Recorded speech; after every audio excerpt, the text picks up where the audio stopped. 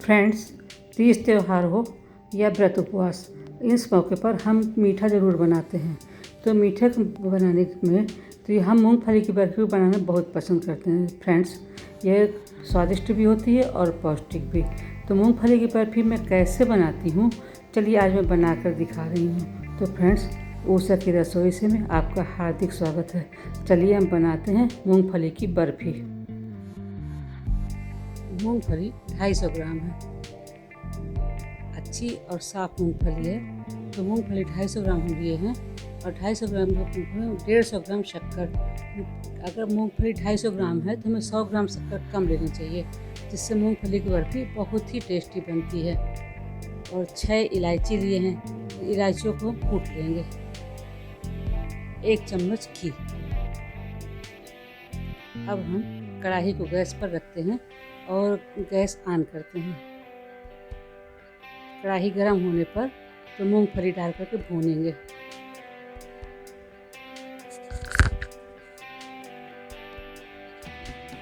मूंगफली भूनते समय हमको ये ध्यान रखना है कि मूंगफली जलने नहीं पाए। छिलका अगर काला हो गया तो बर्फ़ी पूरी काली हो जाएगी और बेस्वाद हो जाएगी। मूंगफली जलने से बर्फ़ी में कड़वापन भी आ जाएगा। तो मूंगफली को हमें ये ध्यान देकर भूनना है कि छिलका ऐसा काला नहीं पाए, पर मूंगफली भूनी बहुत अच्छी तरह जानी चाहिए। 10 मिनट तक हमने मूंगफली को धीमी आंच पर भून लिया है। अब मूंगफली को हम निकाल लेते हैं।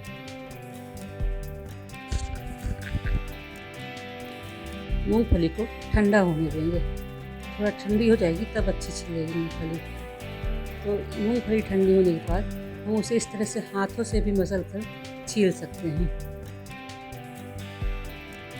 इस तरह से सारी मूंगफली हम छील सकते हैं। नहीं तो दूसरा तरीका उसका ये भी है कि हम एक कॉटन का कपड़ा ले लें और उस कपड़े में मूंगफली को डाल करके और इस तरह से कपड़े को मोड़ करके और ऐसे मसल करके, तो मूंगफली को हम जितना मसलेंगे मूंगफली छिलके को छोड़ देगी, मूंगफली हमारी छिल जाएगी।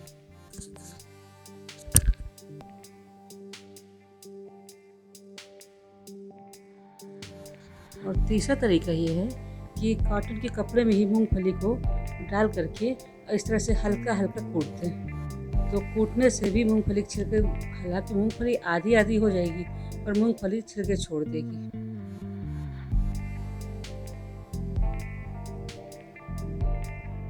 इस तरह से हमें मूंगफली के छिलके छुड़ाने हैं। मूंगफली को हमने छील लिया है। अब इसके छिलके कैसे निकालना ये मैं बताती हूँ आपको। तो हम इस तरह से एक छन्नी या जाली कुछ ले करके और उससे भी मूंगफली के छिलके निकाल सकते हैं। थोड़ा थोड़ा मूंगफली लें और इस तरह से हिला चला करके और मूंगफली निकाल सकते हैं।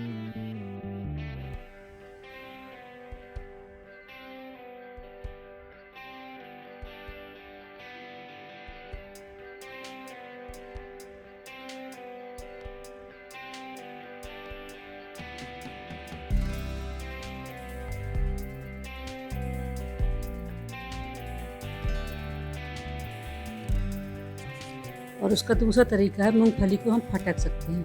हमारे पास सूपा हो, थाली हो, किसी चीज़ से अच्छी तरह से फटक करके मूंगफली का छिलका अच्छी तरह से निकाला जा सकता है।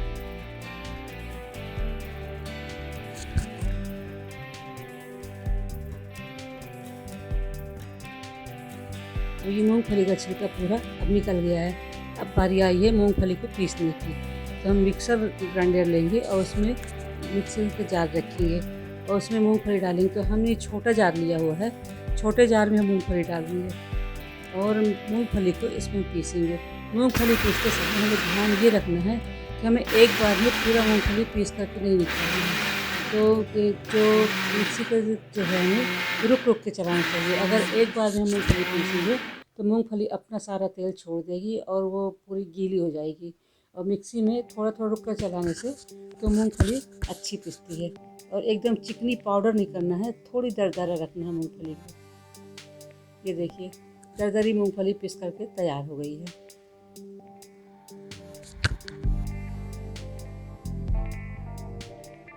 अब हम मिक्सी से निकाल लेते हैं जार को, मिक्सी किनारे रखते हैं और गैस में कढ़ाई रखेंगे। उसमें हम डालेंगे 150 ग्राम शक्कर। और साथ में उसमें हम डालेंगे पानी। तो हम चाय के मग में आधा मग पानी डाल रहे हैं। चाय के मग में सिर्फ आधा मग पानी डालेंगे और शक्कर को हम पकाएंगे। अच्छा, शक्कर की हमें चाशनी नहीं बनाना है, सिर्फ तब तक चलाना है तब शक्कर घुल नहीं जाए। जब तक शक्कर घुल रही है तब तक हम थाली में घी लगा लेते हैं, बाद में टाइम नहीं मिलेगा। तो आप चाहें तो बर्फ़ी की ट्रे में हो या बटर पेपर में हो, जिसमें भी आपको बर्फ़ी फैलाना है तो उसमें घी लगा करके तैयार करके पहले रख लें। और इसी तरह से तो बेलन में भी घी लगाएं।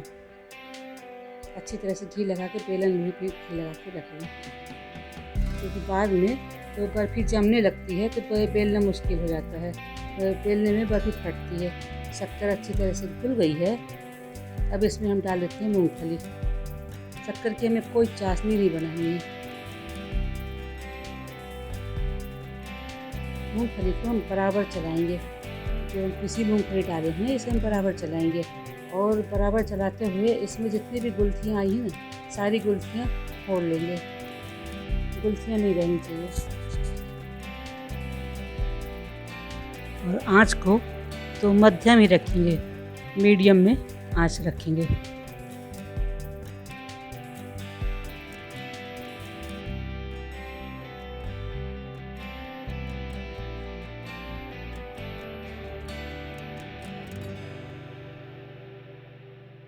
अब आप देख रहे हैं कि मिक्सचर हमारा गाढ़ा हो गया है। अब यहाँ पर हम डालेंगे 1 चम्मच घी।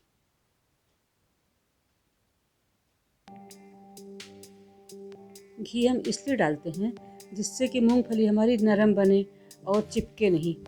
बाद में हाथ में लगाने से मूंगफली की बर्फ़ी चिपकती है, तो चिपकना नहीं चाहिए। और ये देखिए अच्छी तरह से फेंट करके तैयार हो गई। अब हम डाल रहे हैं 6 इलायचियों को हमने कूट के रख लिया है, इलायची डाल रहे हैं। तो इलायचियों को जितना पीस के नहीं डालें, इलायची को कूट के ही डालें, उससे उसका फ्लेवर बहुत अच्छा आता है। अब ये हम इसको टेस्ट कर लेते हैं कि अभी हमारे मिक्सचर तैयार हुआ है कि नहीं। तो अभी ये गर्म है, इसको थोड़ा ठंडा होने के लिए रख देते हैं। जब तक इसको कंटिन्यू धीमी आंच में चलाते रहेंगे।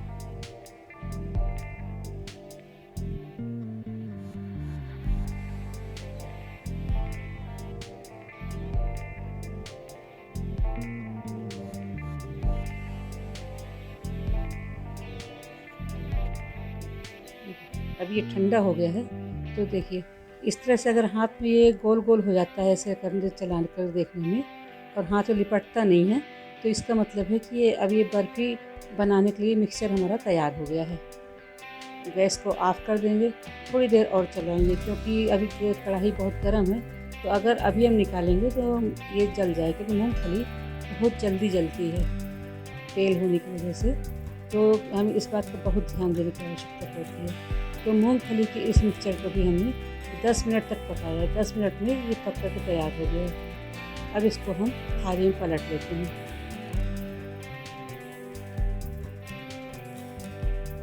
और बराबर करके रखे बेलेंगे, हाथों को बचाते हुए, क्योंकि गर्म बहुत ज़्यादा है।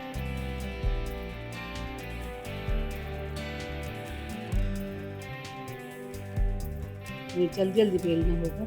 तो थाली हमारी खिसक रही है। हम क्या करेंगे, यहाँ पर एक कॉटन का कपड़ा नीचे बिछा लेंगे। अब अगर कॉटन कपड़ा है तो बिछाइए, नहीं पेपर भी बिछा सकते हैं, जैसी सुविधा हो। अब हम आसानी से उसको बेल लेंगे। तो यहाँ पर हमें जितना मोटा या जितना पतला करना हो उतना मोटा या पतला करें। ये आप खुद अपनी इच्छा से बनाएं, जितना मोटा पतला करना हो बर्फ़ी को।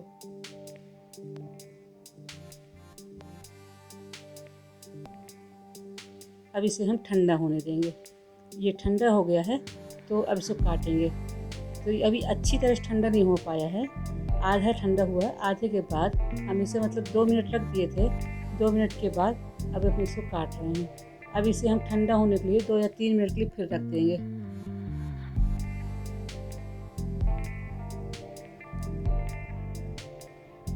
कुल मिला के 5 मिनट लगे ठंडे होने में। अब ये 3 मिनट बाद ये ठंडा हो गया है और 2 मिनट पहले ठंडा किए थे, 3 मिनट बाद में। अब ये ठंडा हो गया है और देखिए हाथ में चिपक भी नहीं रही है। बर्फ़ी जो है हाथ में चिपक भी नहीं रही है, बड़ी ही आसानी से निकल रही है। हम सारी बर्फ़ी निकाल लेंगे। बर्फियों को निकाल लिया है। अब इसे हम जिस भी बर्तन में चाहें रख सकते हैं।